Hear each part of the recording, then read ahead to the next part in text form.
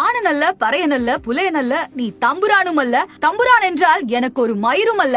இந்த வார்த்தை, இந்த ஸ்டேட்மெண்ட் கொடுத்தது ஒரு யங் சாம்ப் அப்படின்னு தான் சொல்லணும். இப்படி ஒரு விஷயத்த யார் சொல்லிருந்தா அப்படின்னு பாத்தீங்கன்னா கேரளாவை சேர்ந்த ஒரு ரேப்பர் தாங்க இவரு. இவரோட பேர் தான் வேடன். இவரோட ரேப் சாங்ஸ் எல்லாம் எப்படி இருக்கும் அப்படின்னு பாத்தீங்கன்னா உழைக்கும் மக்களை பத்தின வலிகள் அண்ட் அவங்க படுற கஷ்டங்கள் மட்டும் இல்லாம சாதிய ஒடுக்குமுறை பத்தியும் இவர் அதிகமா நிறைய ரேப் சாங்ஸ் பாடியிருக்காரு. நாங்க வீடியோவோட ஸ்டார்டிங்ல சொன்னோம் பாத்தீங்களா, அந்த வார்த்தைகளுக்காகவே நிறைய பேர் என்ன சொன்னாங்கன்னா ஸ்டாண்ட் வித் வேடன் அப்படின்னு நிறைய பேர் இவருக்கு ரொம்பவே சப்போர்ட்டிவா இருந்தாங்க. யார் இந்த வேடன் அப்படின்றத டீடைலா பார்க்கலாம் வாங்க. வேடனோட பூர்வீகம் எங்க அப்படின்னு பாத்தீங்கன்னா இப்ப அவர் கேரளால இருந்தாலும் அவங்களோட அம்மா ஸ்ரீலங்கன் அண்ட் அவரோட அப்பா மலையாளி. சோ இவங்க ரெண்டு பேருக்குமே பிறந்தவர் தான் வேடன். ஒடுக்கப்பட்ட மக்களை பத்தி பேசினாதான் அவங்களுக்கான கவனம் கிடைக்கும் அப்படின்றதுக்காகவே அவரோட ரேப் சாங்ஸ்ல பல முற்போக்கான விஷயங்களை அவர் பாட ஆரம்பிச்சு மொத்த கொச்சியுமே அவரோட கண்ட்ரோல்குள்ள வச்சிருக்காருன்ற அளவுக்கு தான் அவரோட சாங்ஸ்க்கு பயங்கரமான வரவேற்பு இருக்கு. அப்படி இவரு 2020ல பாடின ஒரு ஆல்பம் தான் வாய்ஸ் ஆஃப் வாய்ஸ்லெஸ்.